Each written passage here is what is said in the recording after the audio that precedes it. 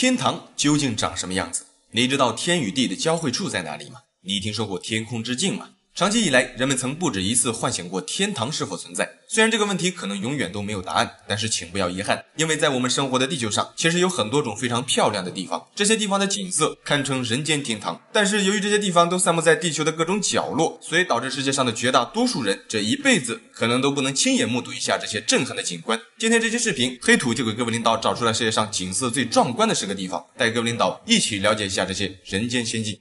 大家好，我是黑土。喜欢这类视频的领导，劳烦您帮忙点个赞支持一下，记得长按点赞3秒，给黑土个霸气鼓励，谢谢。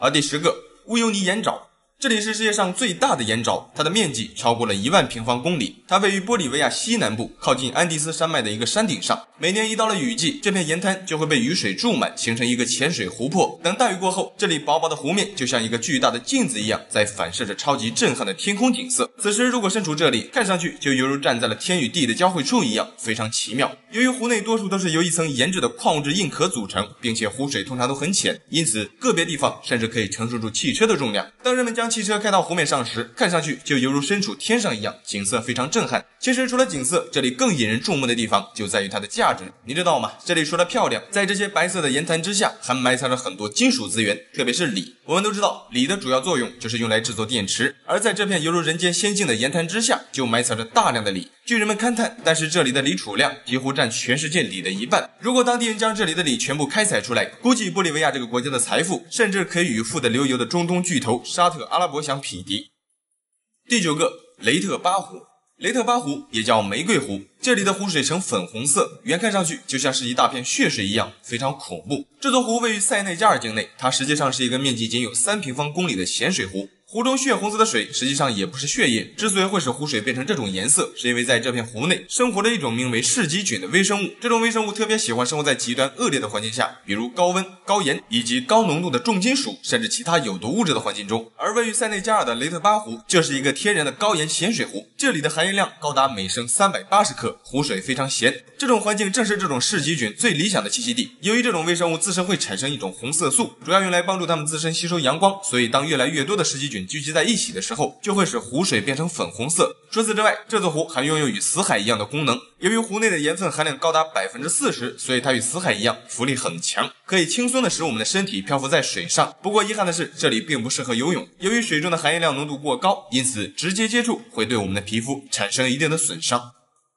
第8个，白天堂海滩。白天堂海滩是位于澳大利亚圣灵群岛的一个游泳海滩，它被誉为是世界上最干净的海滩。整片沙滩的长度约为7公里左右，它最引人注目的地方就在于它洁白的沙滩。白色的沙子加上湛蓝的海水，看上去景色非常震撼。这里的沙滩之所以会这么洁白，主要就是因为这里的沙子都是由细腻柔软的高度纯二氧化硅组成的，也就是说这里的沙子石英含量极高，几乎接近 99%。正是由于这种沙质的存在，才使得这里拥有这样明亮震撼的美景。在当地每年都会有成千上万的游客前去旅游，不过尽管如此，这座沙滩仍能保持着非常洁白的原始状态。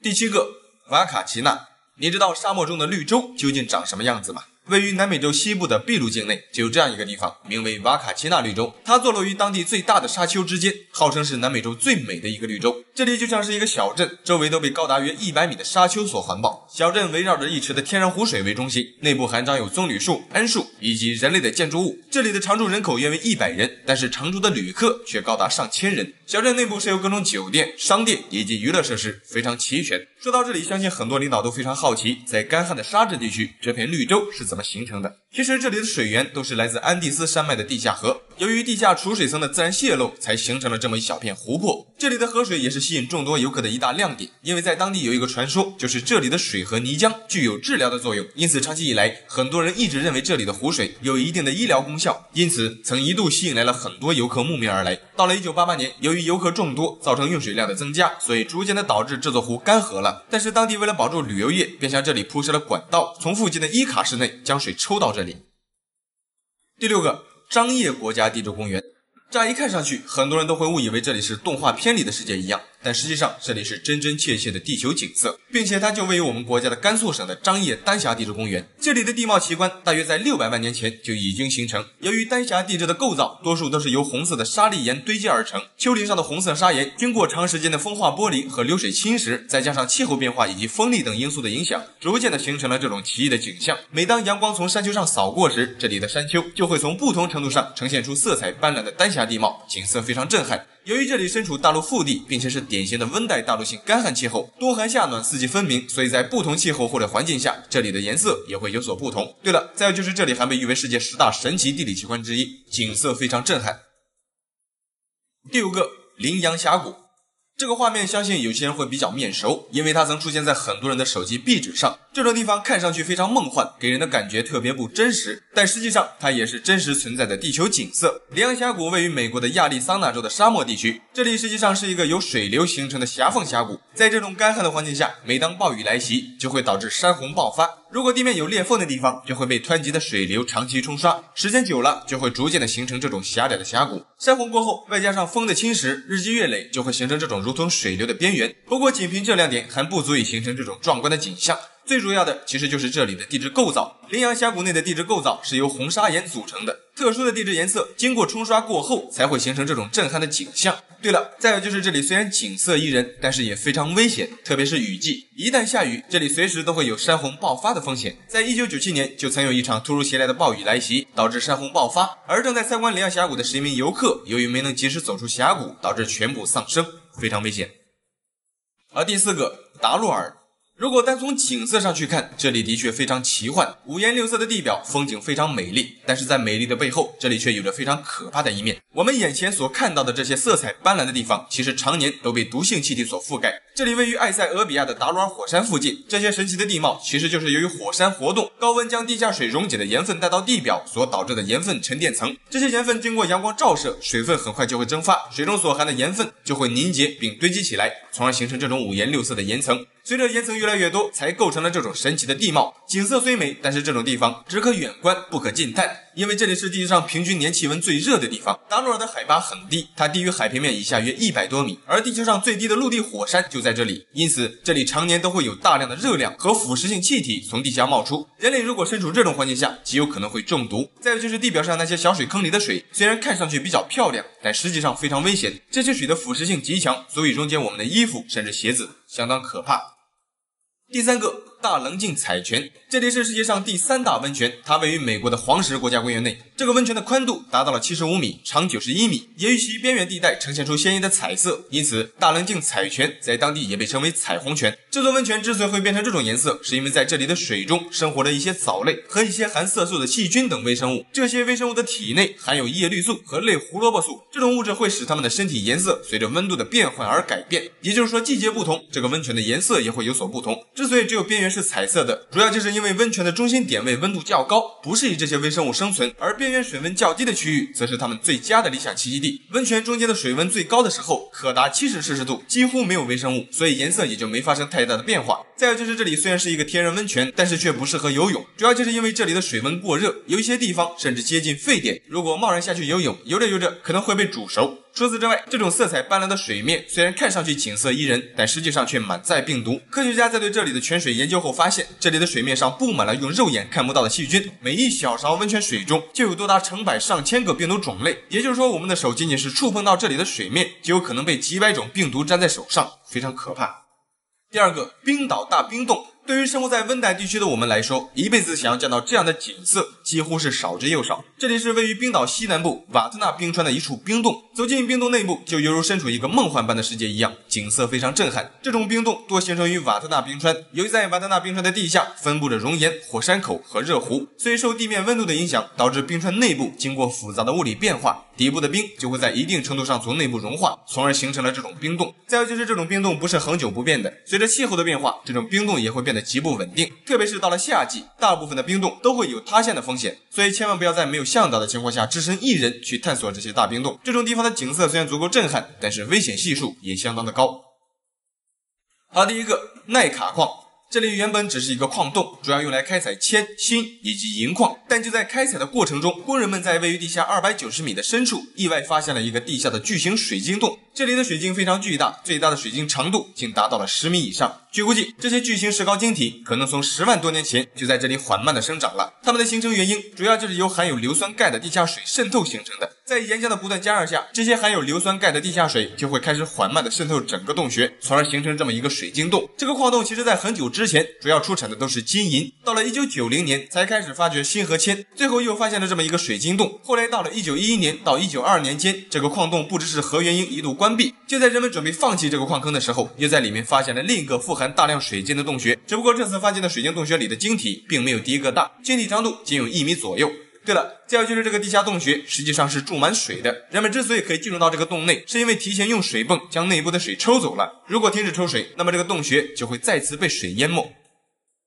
好了，这期视频就到这里了，觉得还不错的领导记得帮黑土点个赞，谢谢。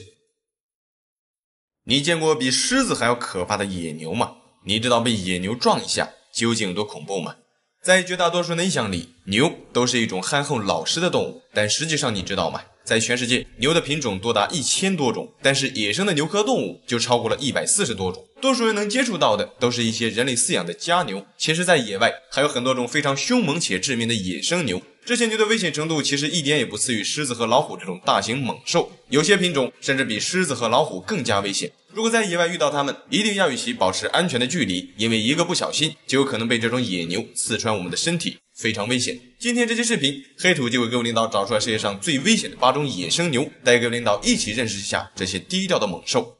大家好，我是黑土，喜欢这类视频的领导，劳烦您帮忙点个赞支持一下，记得长按点赞3秒，给黑土个霸气鼓励，谢谢。好，第8个，非洲野水牛。它是非洲大陆同狮子一样危险的一种大型水牛。据估计，在非洲地区，每年单是被非洲水牛践踏致死的人数就高达200多人，而与其一同生活在非洲大陆的大型食肉动物狮子，估计每年才造成200人死亡。由此可见，这种大型水牛被列为非洲5霸之一，也就不足为奇了。非洲野水牛的头体长度最长可达 3.4 米，肩高可达 1.7 米，体重可达1800斤。这个家伙最致命的一点就在于他们的性情，他们是非洲大陆攻击性最强、脾气最暴躁的物种，同样也是非洲伤人最多的动物之一。在非洲，除了人类之外，他们几乎没有天敌。狮子虽然经常会去捕杀这种大型水牛，但是这种水牛也有能力抵御并且杀死狮子，而且狮子想要成功猎杀一头成年的非洲水牛，通常需要好几头一起行动，所以狮子在一定意义上并不能算是非洲野水牛的天敌。况且非洲水牛还是一种群居动物，水牛群数量最多的时候可以高达上千头在一起活动，这时候即便是一群狮子也不敢轻易的对非洲野水牛下手。再有就是对于我们人类来说，受了伤或者落单的以及带着小牛的母牛，其实与狮子和豹子一样危险，因为离开牛群的非洲水牛为了保护自己的孩子会变得非常谨慎，攻击性也会变得更强，所以在野外碰到这个家伙，无论是一头还是一群，都要远离它们。一定要记住，这个家伙与狮子一样危险。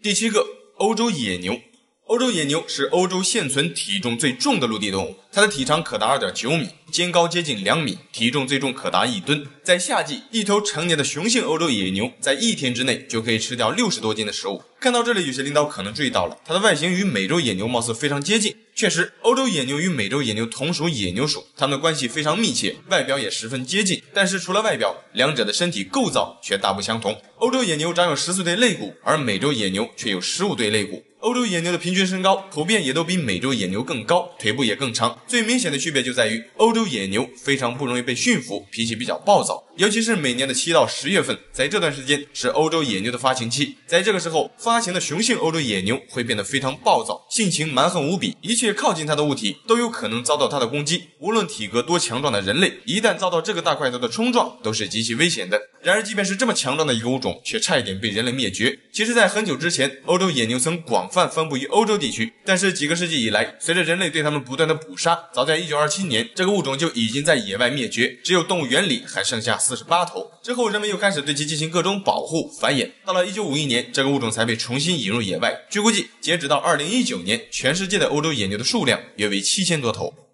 第6个，亚洲野水牛。如果你在乡野田间遇到一头不明来历的水牛，请千万不要盲目的靠近它，因为你遇到的如果是一头野生水牛，那后果可能会非常可怕。水牛相信很多人并不陌生，这个大家伙曾是我们国家南方地区非常常见的一种家畜，它们的品种有很多，在全世界范围内有多达上百种不同品种的家养水牛，但无论是哪一种，它们都有一个共同的祖先，那就是野生水牛。野生的亚洲水牛与家养的水牛性情大不相同，虽然从外表上看它们并没有太大的差异，但是野生亚洲水牛并不具备家养水牛那种温顺的性格，而且野水牛的体型都要比家养水牛更大。亚洲野水牛的头体长度可达 2.8 米，肩高可达 1.9 米，体重最重可达 1.2 吨，而家养的水牛体重通常也就在半吨左右。毫无疑问，一头成年的野水牛可以轻易的杀死一个成年人。野水牛的牛角非常大，看上去就犹如2个弯刀扎在头上一样，相当威猛。它们通常都活动在一些靠近水源的地方，并且一天的大部分时间都会在水中度过。之所以这样做，是因为水牛身上没有足够的汗腺，通过汗液蒸发让自己保持舒适的体温，所以只能通过将身体埋没在水中去调节自己的体温。这样做同时还可以避免丛林中的各种昆虫的叮咬。再有就是野生的亚洲水牛的数量极度濒危，全世界大约只有4000多头野生水牛，而成年的野生水牛的数量可能不足3000头，非常稀缺。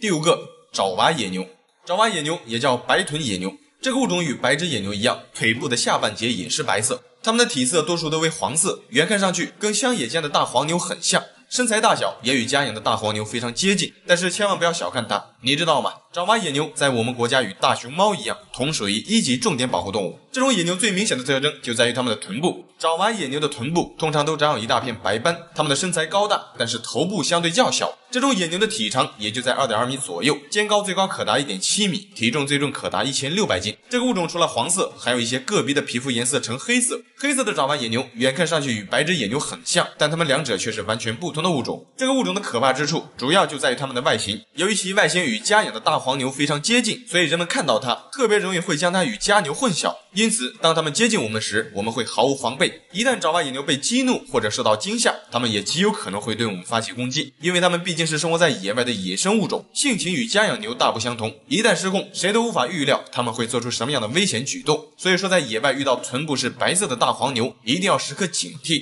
以防发生不测。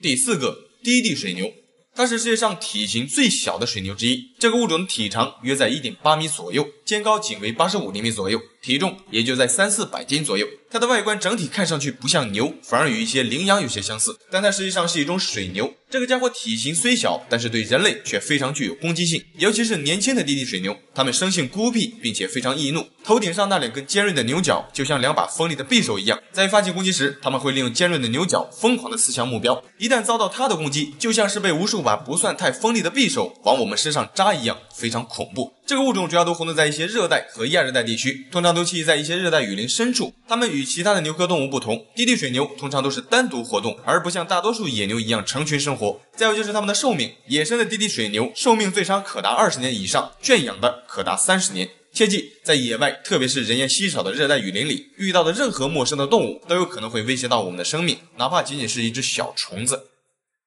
好，第3个，野牦牛。如果你身处青藏高原，在野外遇到单独的牦牛，请一定要远离它们，因为你遇到的如果是一头野生牦牛，那么极有可能会有生命危险。在青藏高原，牦牛似乎是一种见怪不怪的动物，因为在很多牧民的家里都会饲养牦牛当作牲畜。然而家里饲养的牦牛与野生的牦牛存在着极大的差异，它们的外表虽然都差不多，但是野生牦牛要比家养牦牛更大，攻击性也更强，特别是单独的野牦牛。离开牛群的野生牦牛的性情极为凶猛，它们就像是一头孤狼一样，会主动攻击在它面前的任何移动的物体，包括汽车。千万不要以为躲在车里就可以抵挡野牦牛的攻击，这个大家伙的威力足以将一辆吉普车顶翻，所以千万不要尝试利用工具与它们搏斗，因为不论雌雄，野牦牛一旦对目标发起攻击，就会不死不休，直到彻底将敌害铲除才肯罢休。要知道，一头成年的野牦牛的体长最长可达3米以上，肩高最高接近2米，体重最重可达1吨以上，外加上它们头顶上那长达半米的牛角，即便是棕熊见到它们，多数情况下也都会选择绕道走。在西藏，野牦牛实际上比狼还要危险，在野外遇到它们，一定要与其保持安全的距离。第2个，美洲野牛。在野外如果碰到这个家伙，实际上比碰到熊更加可怕。从1980年到1999年，单是在美国的黄石国家公园内遭到美洲野牛伤害的人数就是熊的3倍多。它是美洲最危险的动物之一。美洲野牛主要都生活在美国和加拿大的一些大平原地区，除了大平原，在一些稀树草原和寒带森林里也有它们的身影。一头成年的美洲野牛的体长最长可达 3.5 米，肩高最高可达2米以上，体重最重可达1吨以上。它们虽然看上去比较笨重，但是奔跑起来的速度却非常快。这个大家伙可以以最快每小时70公里的速度持续奔跑5公里以上。如果在野外不幸遇到一头美洲野牛，实际上是非常可怕的。它们在发起攻击的时候毫无征兆，上一秒可能看上去还很温顺，但下一秒就极有可能转身对我们发起攻击。更可怕的是，即便我们手持远程攻击性武器，也无法将其吓退，因为美洲野牛根本不惧怕枪声，枪声越响，它们可能会越激动，同样也会变得更危险。更何况这种大型野牛还是群居生活，一旦遭到野牛群的攻击，是相当致命的。第一个，印度野牛，它是世界上现存体型最大的牛科动物。印度野牛的头腿长度最长可达 3.3 米，肩高可达 2.2 米，体重最重可达 1.5 吨。在视频上看上去它可能并没有多大，但是当我们实际走近后，你会发现这个家伙的体型足够巨大。这个物种曾遍布南亚和东南亚地区，它们原产于亚洲南部，通常都活动在一些热带森林中。与其他牛科动物一样，在野外，印度野牛主要也是靠吃植物为主。由于其四肢的下半截都是白色，看上去就像是穿上了白色的袜子一样，所以印度野牛也被称为白肢野牛。这种野牛浑身布满肌肉，在野外除了人类，它们几乎没有天敌。并且这个家伙还是野生老虎为数不多的对手。在印度野牛的活动区域内，同样也生存着地球上最凶猛的食肉动物之一——孟加拉虎。在野外，孟加拉虎与印度野牛碰面的机会有很多。虽然孟加拉虎有能力猎杀成年的印度野牛，但印度野牛也有能力在抵抗期间利用尖锐的牛角杀死孟加拉虎，所以老虎一般情况下并不会主动招惹成年的印度野牛。通常老虎只会选择捕杀幼年或者生病的印度野牛，因此老虎还算不上是印度野牛的天敌。然而对于人类来说，如果在热带森林里遇到这个大家伙，实际上是非常危险的。白肢野牛虽然体型庞大，力大无穷，但它们唯一的一个缺点就是非常胆小。这一点其实就是它们最可怕的一点，因为胆子小就特别容易受到惊吓。在野外，它们一旦受到惊吓，就会使出浑身的蛮力，在丛林里横冲直撞。在这期间，我们的身体一旦被它头顶上的尖锐的牛角刺到，是非常致命的。好了，这期视频就到这里了，觉得很不错的领导，记得帮黑兔点个赞，谢谢。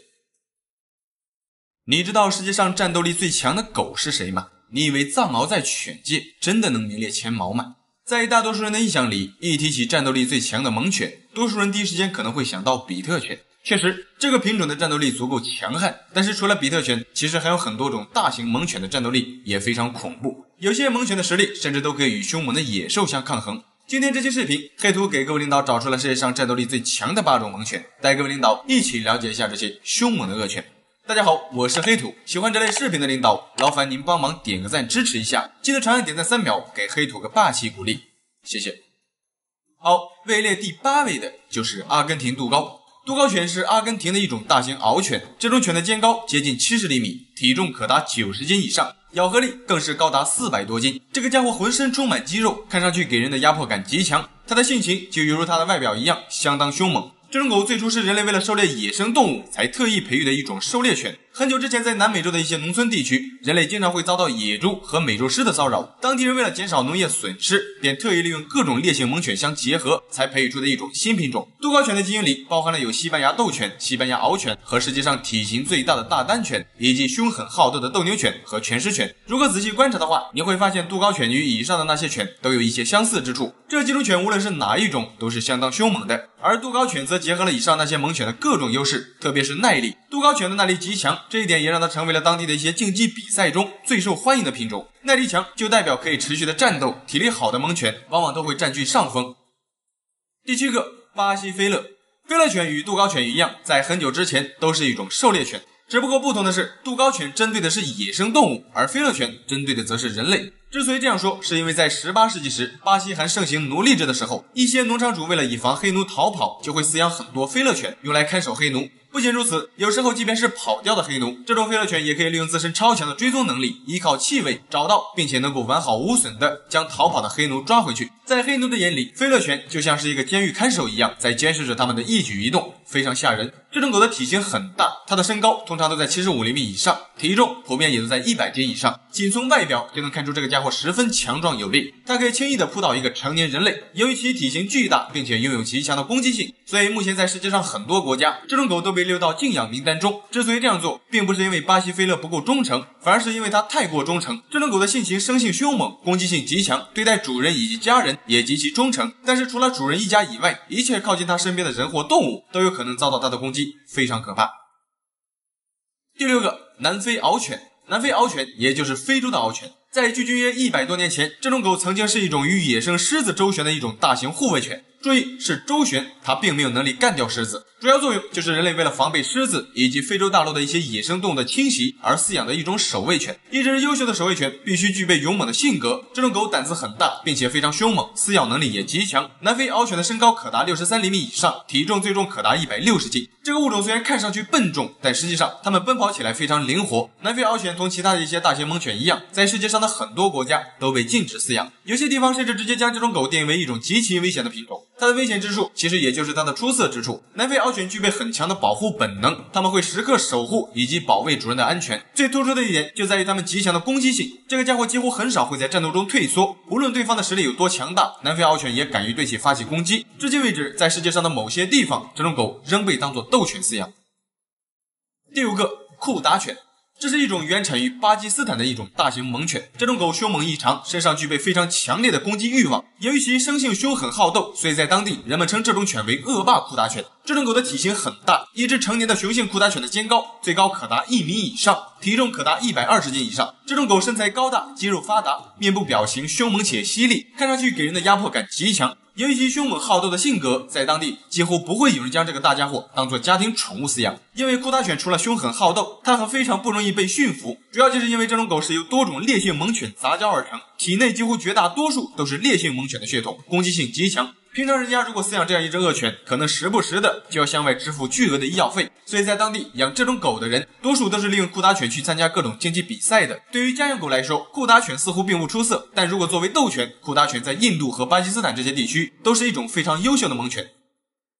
好，第4个，卡斯罗犬。这种狗属于一种狗狠话不多的品种。卡斯罗犬虽然在体型上并没有纽波利顿犬大，但是它的灵活程度与凶猛程度要远胜于纽波利顿犬。卡斯罗犬的肩高可达70厘米，体重可达100斤以上。它长有一个巨大的头部，嘴部和头盖骨的牙齿是水平咬合的，一口下去，它可以施加高达500多斤的咬合力。要知道，这个家伙的祖先曾经是在古罗马决斗场上与狮子和老虎，甚至熊这种大型野兽厮杀的。古罗马人甚至还利用它们去狩猎野生狮子，以及参加战斗。由此可见，卡斯罗这种猛犬的实力绝对足够强悍。之所以说这种猛犬狗狠话不多，是因为这个家伙一般情况下并不喜欢吼叫，看上去总是非常高冷。遇见其他的犬种，卡斯罗犬一般也不会主动对其发起攻击，对待陌生人类通常也不像其他的烈性犬那样吼叫，不过它也不会像一些宠物狗那样热情去讨好人类。总之，大部分时间里，卡斯罗犬都是一副非常高冷的状态。不过它们一旦被激怒或者做好攻击的准备时，那家伙绝对是相当恐怖的，因为卡斯罗一旦发起攻击，便是血战到底，不死不休，直到将对方彻底击败或者咬死才肯罢休，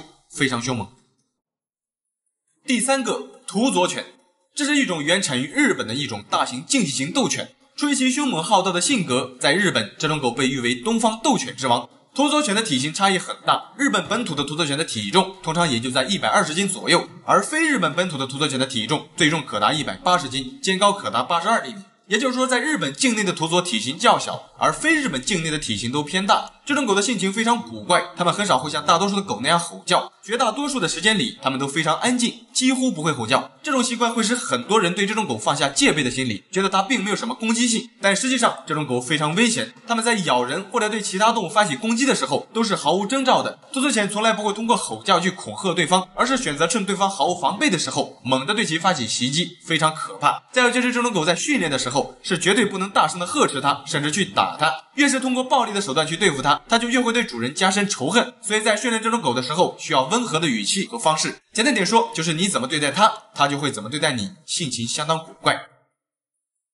好，第2个，坎高犬。坎高犬也叫坎加尔牧羊犬，它是原产于土耳其的一种大型猛犬。这种狗身材高大，性情凶猛，并且战斗力极强。成年的坎高犬的身高最高可达1米以上，体重可达160斤。在土耳其，坎高犬等同于我们国家的大熊猫一样，被视为国宝。并且这种狗还是土耳其的1级保护动物，也是世界上唯一一种被视为国宝的犬种。这个家伙无论在战斗力上还是地位上，都要碾压世界上绝大多数的狗品种。真正的纯种坎高犬其实体型非常高大，并且极具震撼力。在很久之前，这种大型猛犬曾被用于看守家园以及牧羊。据说它有不战而退敌之功。在土耳其当地，谁的家里如果养这样一只狗，小偷或者其他的一些入侵者，只要看到坎高犬，多数都会望风而逃，不敢靠近。主要原因就是这种狗不但外表上吓人，它的力气还很大，特别是四肢的力量以及咬合力。坎高犬是目前人类已知世界上咬合力最强的犬，它一口下去可以下喂施加670多斤的咬合力，这足以将人类的骨头压断。一些小偷如果被这个大家伙咬上一口，轻则残肢断臂，重则会有生命危险。毕竟谁也不敢拿自己的生命开玩笑。再有一点就是被这种狗咬到，你还不能像对待其他普通的狗那样去处理它，因为坎高犬在土耳其当地与土耳其公民拥有同等的生存权。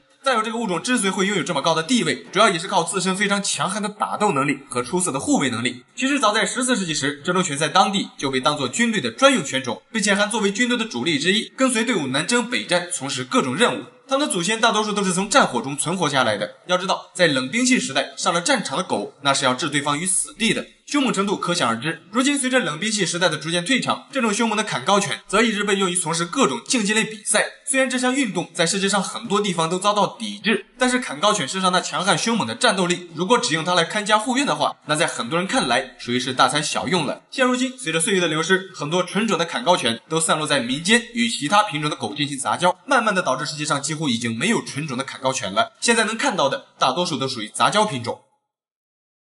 好，第一位，比特犬。比特犬的全称为美国比特斗牛犬。这种狗是专为斗犬为目的而特意培育出来的一种拥有强大杀伤力的凶猛犬种。比特犬原产于美国，它是由塔斯夫犬和美国斗牛犬相杂交培育出来的。这种狗的体型不大，雄性比特犬的身高也就在50厘米左右，体重可达50斤以上。它属于一种体型中等的短毛犬，但是别看它体型不大，这家伙一旦干起架来，谁也拉不住。比特犬的性情非常暴躁易怒，在它的眼里，没有任何品种的狗是它的对手，即便是高大凶猛的坎高犬，比特犬也不会将它放在眼里。毫不夸张地说，比特犬敢于对任何品种的猛犬发起攻击。虽然不敢保证它有能力将所有的大型猛犬都击败，但是在打斗的过程中，比特犬绝对能使大多数的大型犬受到重创。之所以敢这样说，是因为比特犬这个家伙身上有一种特殊能力，它们在受伤的短时间内，身体感觉不到任何疼痛，并且可以持续战斗高达2个小时。这个家伙在战斗时，它的睾丸激素向外分泌的速度要比绝大多数的犬种都要快很多。高浓度的睾丸激素可以使它在受伤时不怕疼痛，并且还可以为自身增加超强的耐力，可以持续战斗。毫不夸张地说，这一点与开挂没什么两样。在战斗过程中，比特犬被咬一下，它不疼，但是它咬别人一下，无论是体型多大的狗都会感到疼痛。战斗时间越长就会越疼，也正是因此，比特犬才能够成为斗犬之王。对了，再有一点就是这个家伙并不是永远都不会疼，它只有在战斗时睾丸激素分泌速度快的时候不怕疼痛，等战斗过后激素水平下降之后，它也会感到疼痛。好了，这期视频就到这里了，觉得还不错的领导记得帮黑头点个赞，谢谢。